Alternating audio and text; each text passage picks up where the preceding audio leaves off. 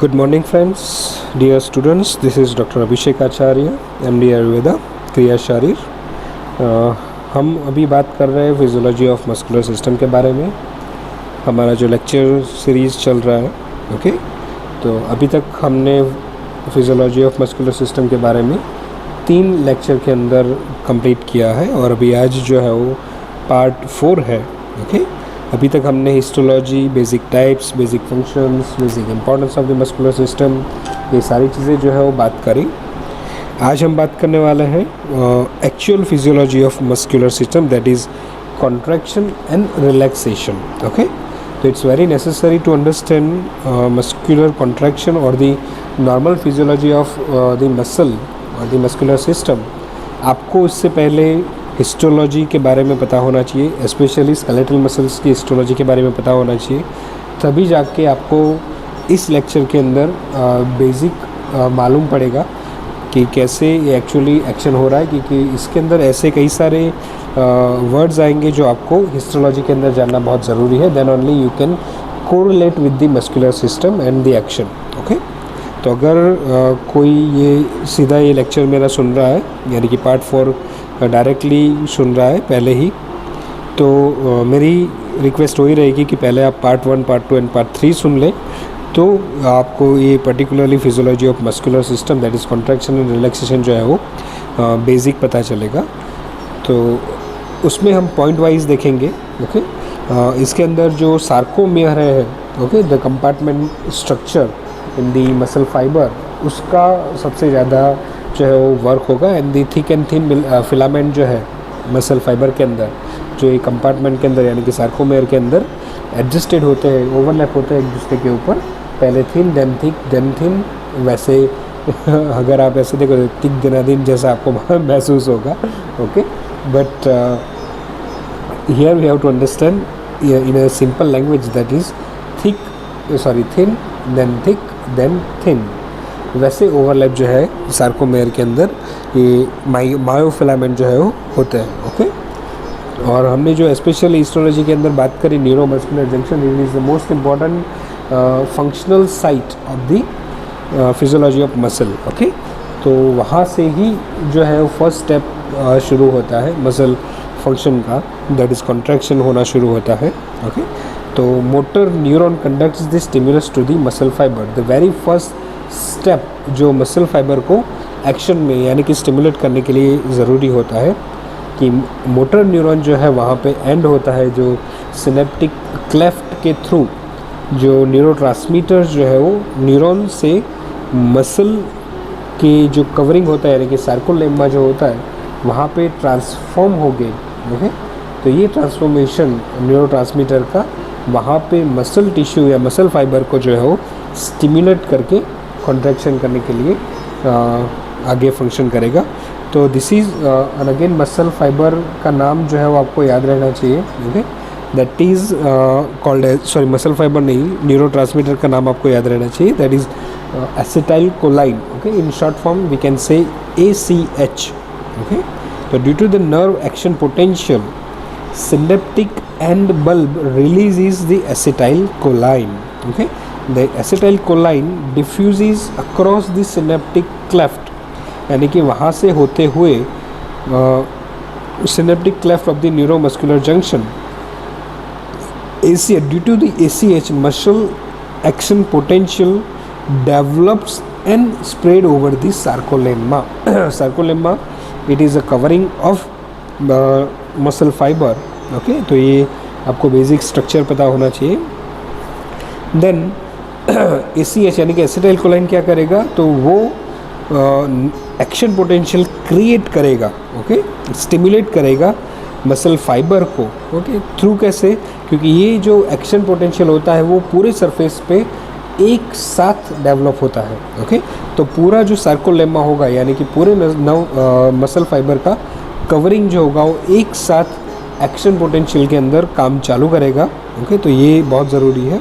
The action potential develops and spread over the sarcolemma, this is the word, spread over the sarcolemma, यानी कि the whole muscle fibre get stimulated by a single action potential develops by the acetylcholine, ये आपको एक basic functionality जो है वो आपको पता होना चाहिए। Okay, this is the thing जो एक्शन पोटेंशियल के अंदर आपको याद रखना है। In the neuromuscular junction, the commonest word जो यहाँ पे आपको बार बार यूज़ होगा, that is neuromuscular junction, synaptic bulb, synaptic cleft and acetyl कोलाइन।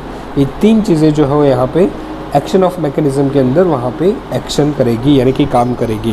Okay, तो सार्कोप्लाज्म के अंदर यानी कि सार्कोलेमा के ऊपर जैसे ही ये एक्शन पोटेंशियल डेवलप होता है, सार्कोप्लाज्म यानी कि मसल फाइबर के अंदर आया हुआ साइटोप्लाज्म, वहाँ पे सार्कोप्लाज्म रेटिकुलम को स्टिमुलेट करेगा and it releases the calcium ion into this sarcolemma. Okay, वो रिलीज़ करेगा कैल्शियम को टू दी सार्कोलेमा यानी कि सरफेस के ऊपर, वहाँ पे रिलीजिंग सिस्टम जो है वो चालू होगी।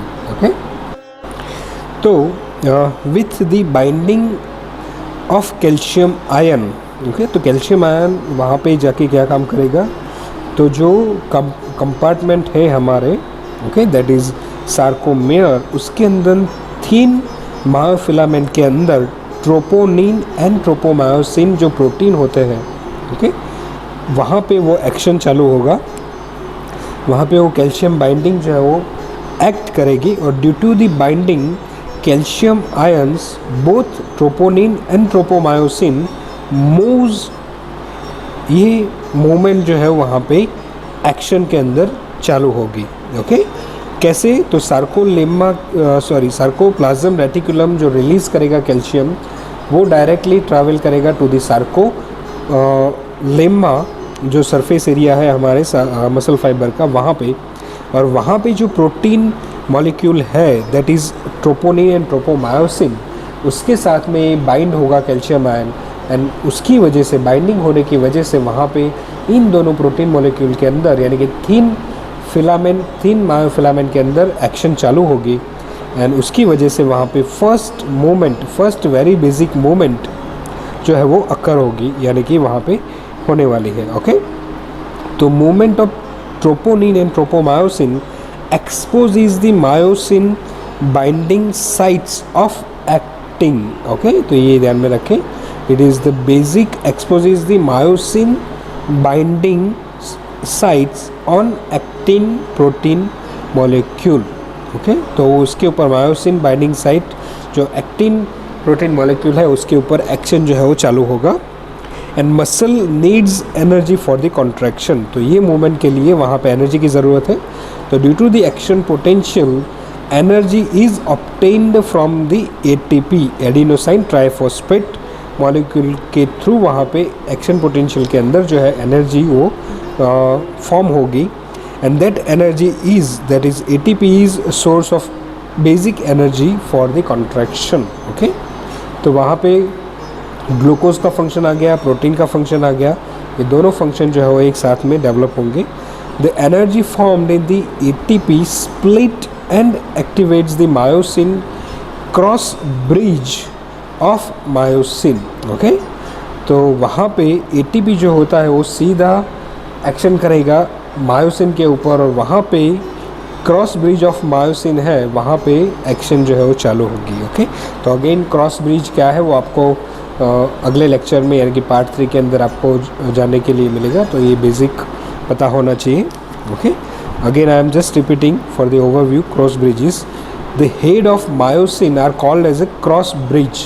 ओके, तो ये जो मायोसिन यानी कि थिक फिलामेंट के ऊपर जो मायोसिन प्रोटीन मॉलिक्यूल है उसके ऊपर एक हेड जैसा स्ट्रक्चर होता है, वहाँ पे एटीपी बाइंडिंग जो है वो होता है। ओके, तो ये जो एक्शन पोटेंशियल के अंदर एटीपी जो हमें चाहिए वो सीधा एक्शन करेगा मायोसिन प्रोटीन मॉलिक्यूल के ऊपर, that is site of ATP binding, that is cross bridge of myosin, we can say the structure is called as a cross bridge myosin molecule. Okay, तो this is the thing जो basic हमें पता होना चाहिए. The energy formed in the ATP splits, again I am repeating, and activates the myosin cross bridge of myosin activates. Okay, तो myosin cross bridge activate होगा combined with the myosin binding sites of actin thin and thick myofilament slides over the each other, तो वहाँ पे sliding in between the thick and thin myofilament जो है वो अकर होगी, वहाँ पे फंक्शन चालू होगा। और due to the sliding of filaments the sarcomere shorten and muscle fibre contract and contraction of muscle takes place. Okay, तो पहले जैसे ही एक्शन पोटेंशियल क्रिएट होता है because of the acetylcholine stimulation, calcium release होने के बाद में सार्कोलेमा के ऊपर इफेक्ट होगा, वहाँ पे ट्रोपोनिन एंड ट्रोपोमायोसिन जो है उसके ऊपर कैल्शियम बाइंडिंग होगी, तो थिन फिलामेंट वहाँ पे तैयार हो जाएगा। अभी यहाँ पे बिकॉज ऑफ एक्शन पोटेंशियल आपको देखना है कि वो जो प्रोटीन है, जो थिक फिलामेंट के ऊपर प्रोटीन जो रहता है, वहाँ पे क्रॉस ब्रिज जैसा स्ट्रक्चर बन जाता है because of heads of the myosin molecules. तो वहाँ पे एटीपी एक्शन में आएगा, थिन फिलामेंट के अंदर कैल्शियम एक्शन में आएगा, थिक के अंदर एटीपी यानी कि ग्लूकोज जो है वो एक्शन में आएगा, और उसकी वजह से एनर्जी प्रोडक्शन जो है वो शुरू हो जाएगी वहाँ पे। और अल्टीमेटली ये सारी चीज़ों की वजह से द मूवमेंट बिटवीन दी यानी कि ओवरलैपिंग जो है थिक एंड थिन फिलामेंट की, वहाँ पे मूवमेंट शुरू होगी और एक दूसरे के ऊपर स्लाइड जो है वो होना शुरू हो जाएंगे। और फर्स्ट एक्शन होगी स्लाइड इनसाइड, तो वो इंटरनल साइड पे स्लाइडिंग होने की वजह से जो सार्कोमेयर कंपार्टमेंट है उसकी जो नॉर्मल साइज़ वो कॉन्ट्रैक्ट होगी, वो छोटी होगी, और इसकी वजह से मसल फाइबर के अंदर again they feel shortened and ultimately the whole muscle gets shortened and it's called as a contraction of the muscles. Okay, so this is the whole physiology into the different type of protein, then calcium, then neurotransmitter and ultimately ATP। ये सारी चीज़ों की वजह से एक simple सा function physiology of contraction जो है वो कंप्लीट होता है। ओके, तो यहाँ पे आपको ये पूरी चीज़ें जो है आपको पता होनी चाहिए। ओके, तो ये होल प्रोसेस जो आपको जानना है because it's very important physiology to the for the exam purpose. Okay, now we are moving forward to the physiology of muscle relaxation. After contraction क्या होगा, तो यहाँ पे अगेन जो हमने एक सिंपल सी लैंग्वेज में आपको समझाऊँ तो सार्कोमेयर जो कॉन्ट्रैक्ट हुआ था यानी कि थिक एंड थिन मायोफिलामेंट जो है एक दूसरे के ऊपर स्लाइड करके कॉन्ट्रैक्ट हुए थे, वो अभी वहाँ से धीरे धीरे करके रिलीज़ होना शुरू होंगे, या तो उनकी जो स्पेस है वो नॉर्मल जो सार्कोमेयर कंपार्टमेंट का जो एक्चुअल स्पेस है वो बनने की कोशिश करेंगे। तो after the contraction acetyl कोलाइन becomes inactive. Okay, तो वहाँ पे जो स्टिमुलेशन आ रहा है मोटर सिस्टम का, मोटर न्यूरॉन का, वो वहाँ पे रुक जाएगा और एसिटाइल कोलाइन वहाँ पे अगेन जो है वो अल्टीमेटली इनएक्टिव हो जाएगा and calcium ion go back to the sarcoplasmic reticulum. Thin and thick myofilament moves to resting position and sarcomeres return to their resting length and muscle fibre relaxes. Okay, तो this is the thing जो basically वहाँ पे relaxation के अंदर होता है, यानी कि कैल्शियम आयन जो है वो अपने जगह पे वापस आ जाएगा, दैट इज़ सार्कोप्लाज्मिक रेटिकुलम के अंदर आ जाएगा। वहाँ पे एटीपी प्रोडक्शन जो है वो रुक जाएगा, एटीपी का बाइंडिंग जो है वो मायोसिन के ऊपर यानी कि क्रॉस ब्रिज के ऊपर रुक जाएगा एंड अल्टीमेटली जो कॉन्ट्रैक्शन हुआ था थिक एंड थिन मायोफिलामेंट एक दूसरे के ऊपर स्लाइड करके, वो अभी सार्कोमेयर नॉर्मल पोजीशन के अंदर आने लगेगा। मगर यहाँ पे मेन एक्शन होती है एसिटाइल कोलाइन की इनएक्टिविटी। ओके, उसकी वजह से ही यहाँ पे एक्शन होता है। तो ये बात हमें ध्यान में रखना है कि एसिटाइल कोलाइन अभी टोटली इनएक्टिव है और उसकी वजह से रिलैक्सेशन जो है वो आ जाएगा। तो in this way contraction and relaxation of the muscles takes place. Okay, यहाँ पे अभी नेक्स्ट हमारा पॉइंट आएगा इसी फिजियोलॉजी के अंदर, that energy source for the muscle contraction and relaxation. तो यहाँ पे कौन कौन सी एनर्जी प्रोडक्शन जो है वो होगी जिसकी वजह से पूरा प्रेजेंट जो है वो होने वाला है। ओके, तो दिस इज़ द थिंग जो बेसिकली हमें जानना है इसके बारे में। तो एनर्जी सोर्स के अंदर ATP is the most viable thing जो यूज़ होता है। ओके, एटीपी का अगेन फुल फॉर्म सबको आना चाहिए, adenosine triphosphate is the source of energy for the muscle contraction. तो मसल कॉन्ट्रैक्शन के लिए डेफिनेटली एनर्जी की ज़रूरत रहेगी। तो यहाँ पे बिकॉज ऑफ एक्शन पोटेंशियल जो हो रहा है वहाँ पे एनर्जी प्रोडक्शन चाहिए होगा। तो ATP is the main thing जो एनर्जी प्रोड्यूस करता है, द फर्स्ट थिंग।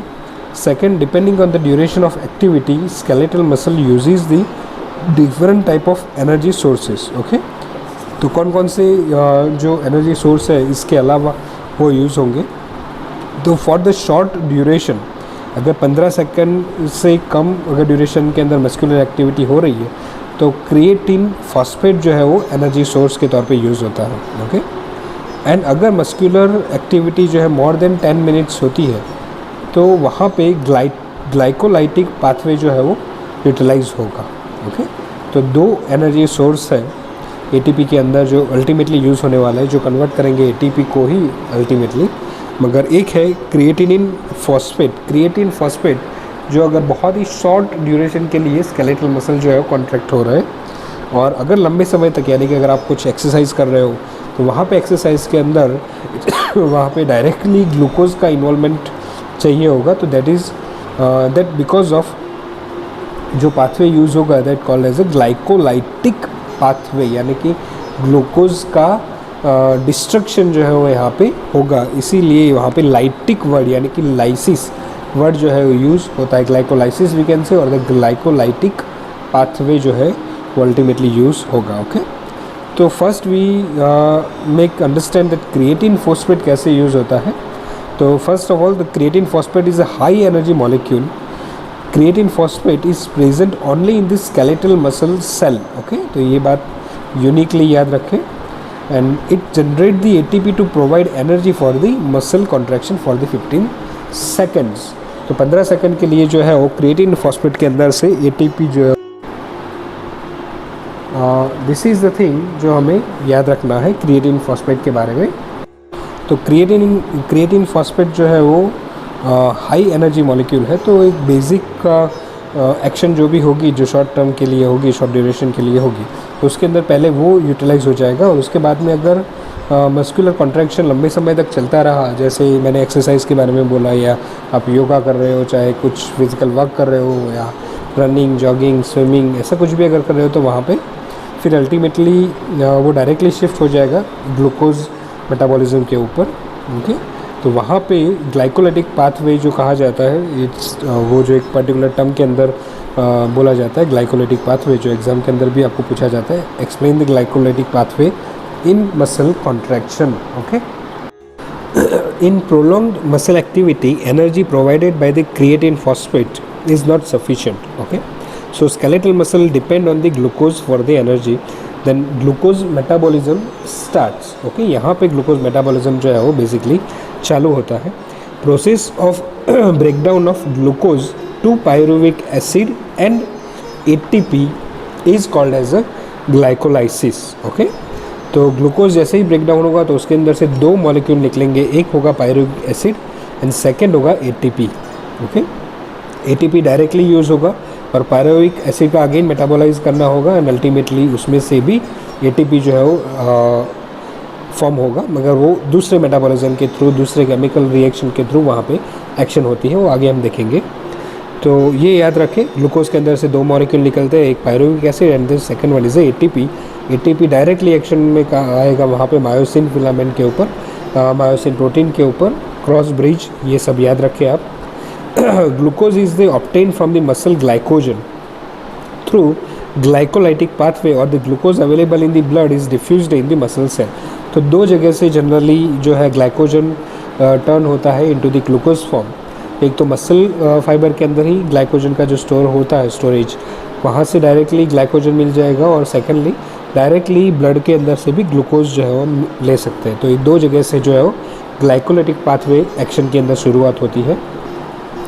तो प्रोसेस के अंदर, process of formation of pyruvic acid and ATP from the glucose, that is glycolysis, doesn't require oxygen, so it called as anaerobic respiration. Okay, aerobic respiration यानी कि oxygen जहाँ पे use होता है, और अनएरोबिक यानी कि वहाँ पे ऑक्सीजन यूज़ नहीं होता। जब केमिकल चेंजेस होते हैं या तो कोई ब्रेकडाउन होता है कोई मॉलिक्यूल का, तो दो तरीके से ये ब्रेकडाउन जो है शुरू होता है, एक aerobic and second one is anaerobic. Aerobic and anaerobic ये दोनों टर्मिनोलॉजी अगेन आप याद रखें, तो ग्लूकोज में से जो फॉर्म होगा एटीपी डायरेक्टली वो अनएरोबिक फॉर्म में से होगा, और पायरुविक एसिड जो है, पायरुविक एसिड, वो भी अनएरोबिक वे से फॉर्म होता है। तो glucose you can draw a small chart like glucose arrow 2 pyruvic acid plus 2 ATP, that is anaerobic respiration. Okay, you can say that. So one molecule of glucose is oxidized to produce 2 molecule of pyruvic acid and 2 molecule of the ATP. तो एक glucose के अंदर में से 2 ATP जो है वो molecule उसके निकलते हैं, 2 पायरुविक एसिड के भी मॉलिक्यूल जो है वो निकलते हैं। Okay, if muscular activity still continues, then to obtain more energy, skeletal muscle utilize the pyruvic acid to form the during the glycolysis. Okay, तो जो ग्लूकोज में से पायरुविक एसिड बना था, अगर हमारा मस्कुलर सिस्टम लंबे समय तक काम करता है, एक्शन के अंदर है, वहाँ पे कॉन्ट्रैक्शन लंबे समय तक चलता है, तो अगेन जो pyruvic acid glucose glycolytic pathway में बनता है, ओके, ग्लूकोज से, वो अगेन मेटाबोलाइज होता है pyruvic acid into the ATP। मगर वहाँ पे यहाँ पे हमें थोड़ा सा डिफ्रेंशिएशन और थोड़ा सा याद रखना है कि जो ग्लूकोज में से मॉलिक्यूल बन रहा है 2 ATP and 2 pyruvic acid, that is anaerobic respiration, यानी कि वहाँ पे ऑक्सीजन की कोई यूटिलाइजेशन नहीं है, कोई भी एक्शन नहीं है।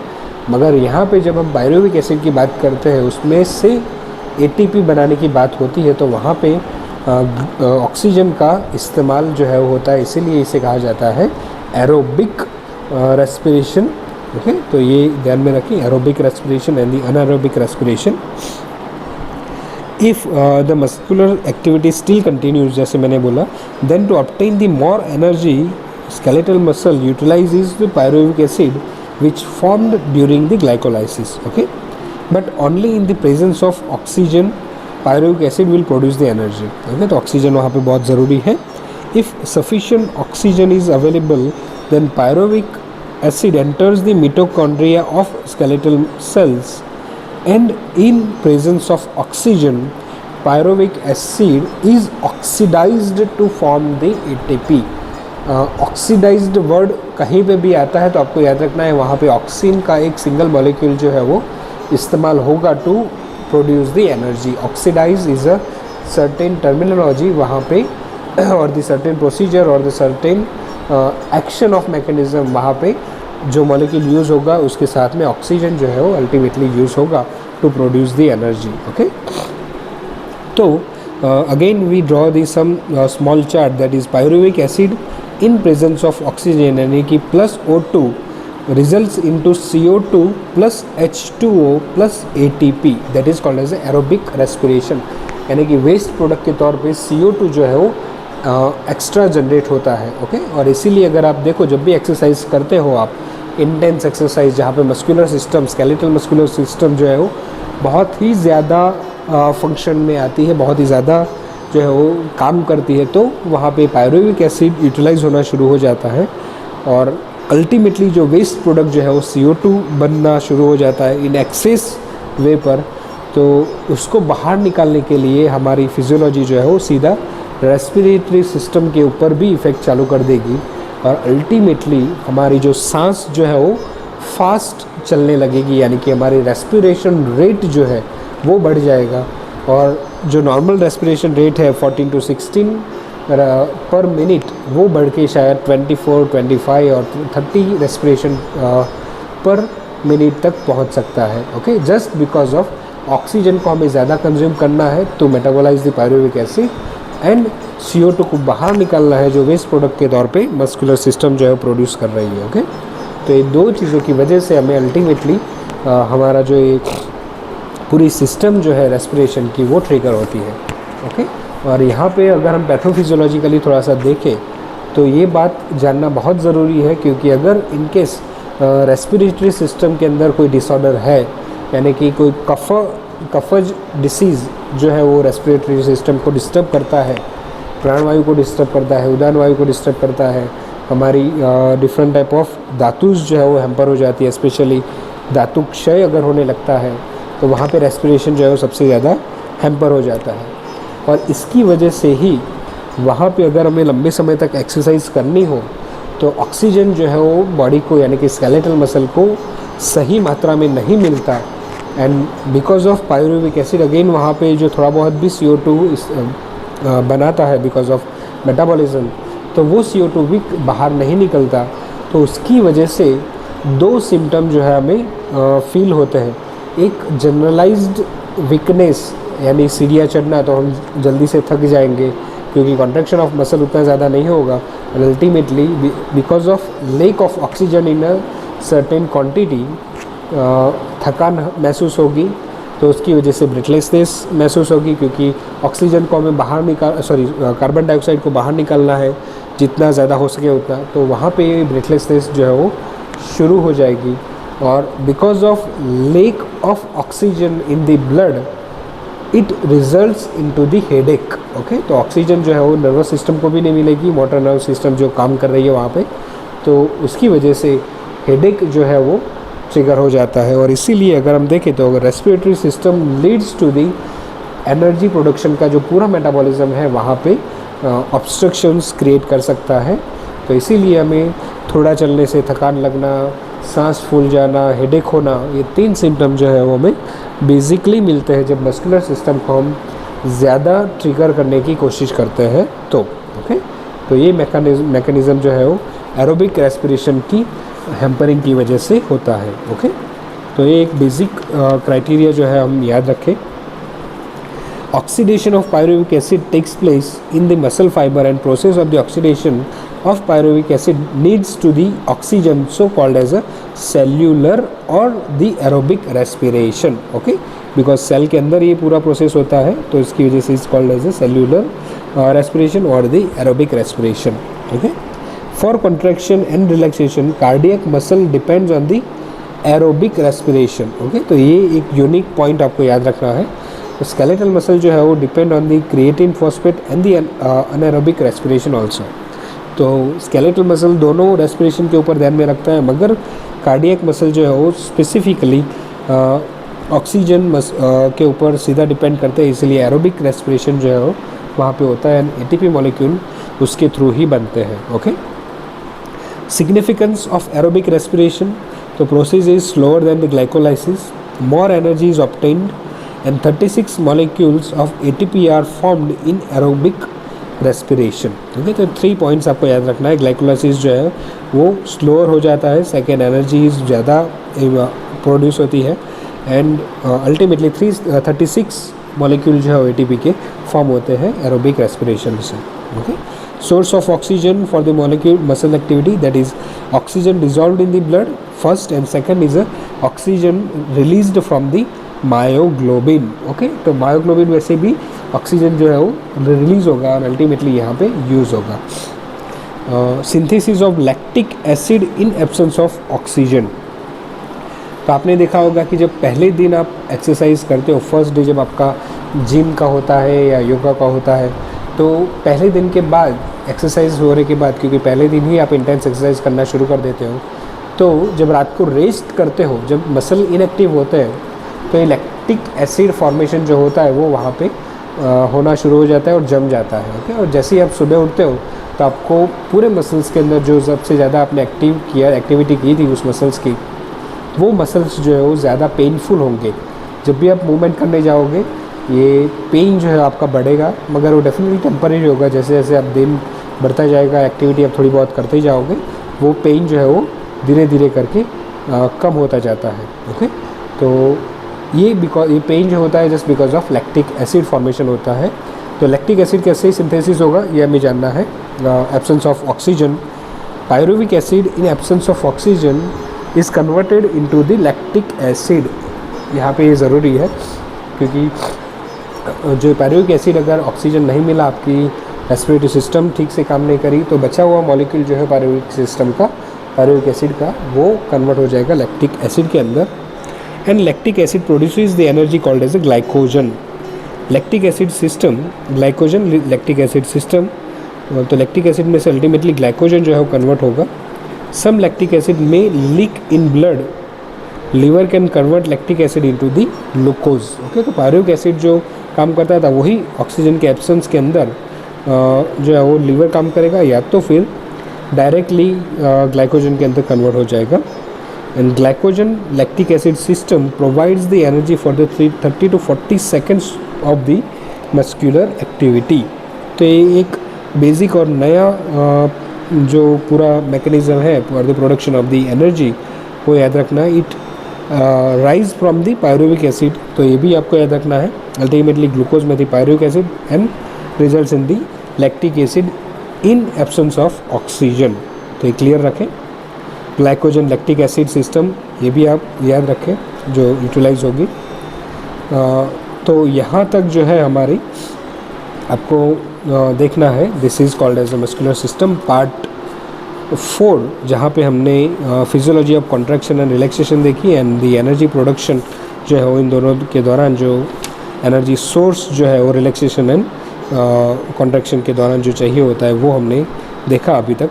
तो आज के लिए इतना रखते हैं। This is doctor Abhishek Acharya. Please like and share this lecture to your colleagues and please subscribe my channel that is वैदिक आयु production for the new updates. Okay, तो मैं यहाँ पे आपको अपने BMS सिलेबस के लेक्चर्स तो डेफिनेटली आपको देता रहूँगा, मगर साथ साथ में ऐसे लेमन लैंग्वेज के अंदर आयुर्वेद के डिफरेंट टॉपिक कैसे नॉर्मल पीपल या लेमन पीपल जो है यूटिलाइज़ कर पाए, उसके बारे में भी डिफरेंट लेक्चर सीरीज़ जो है ऑलरेडी चालू हो चुकी है।